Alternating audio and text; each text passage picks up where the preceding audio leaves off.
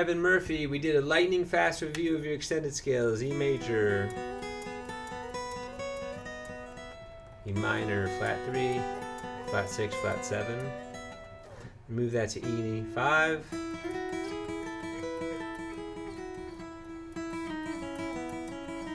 Repeat in the minor, and then E9. And we built up the E9 scale piecemeal. You went up 3, 1, 2, 3, then you went down 8, 7, 6, 5, 4, 3. So there's your G sharp at the first fret, which we call G sharp 1, and then your G sharp at the 13th fret. It's always 12 frets higher that gets you the octave. So now we're going to start here, and this is our new starting point. It's good to play each one at least twice for your technique building to slow things down.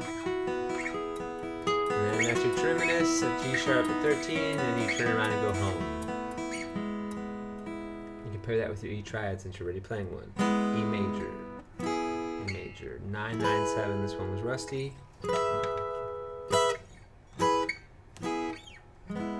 Make the minor.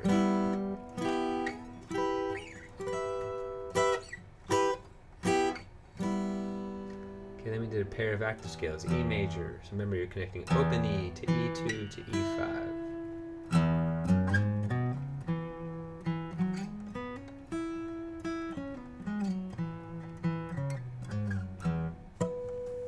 Okay, and then you do E minor, which starts with a series of hammer-ons. E minor active. Back to E5. And then finally we did your 2-octave minor blues, which is the most important scale in open position. You have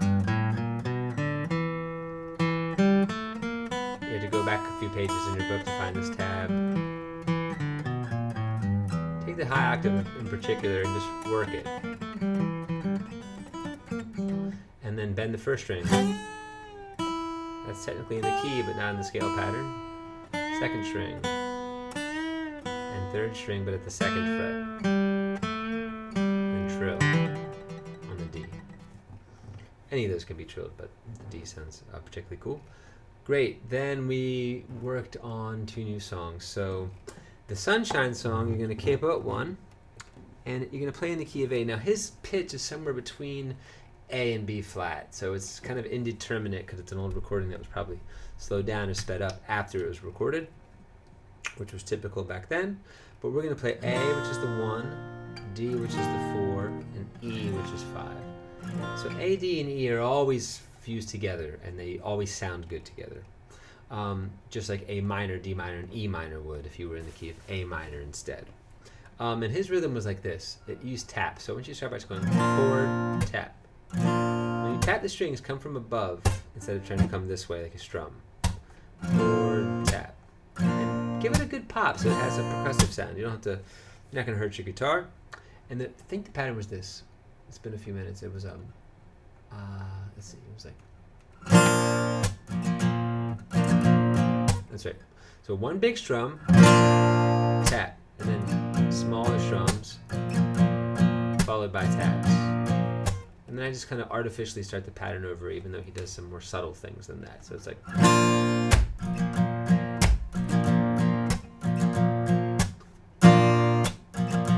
You can apply this to all 3 chords, E, evenly, even though it's not exactly how the song goes, but it'll set you up to play the song. Now I'm going to go to D4.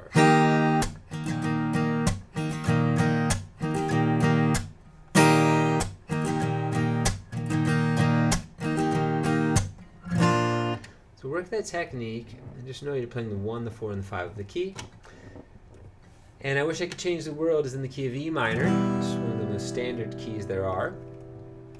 That's why we're doing all your scales in E minor. And you go E minor to what I call G3, feels like a C chord, A minor, C, and then you flatten this to B7, which usually has a pinky, but you don't need it because we're not using that string.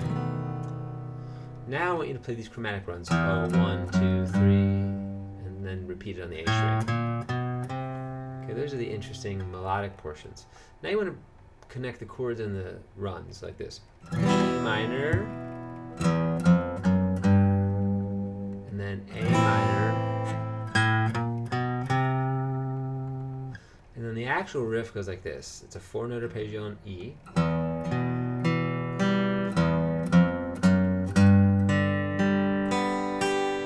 See.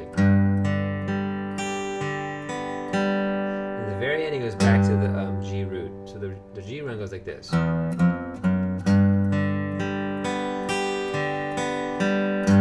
if you just think about starting on the G, it's 6, 4, 3, 2, 1, 4, 2, 3.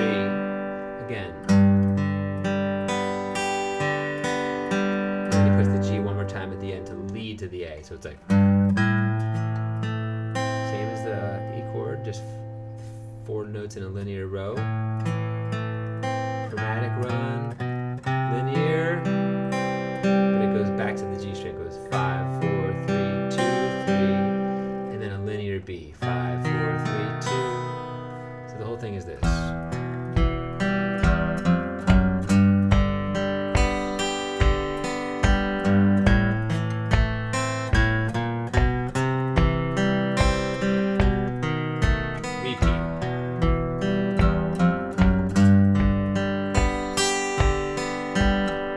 Screwed that up.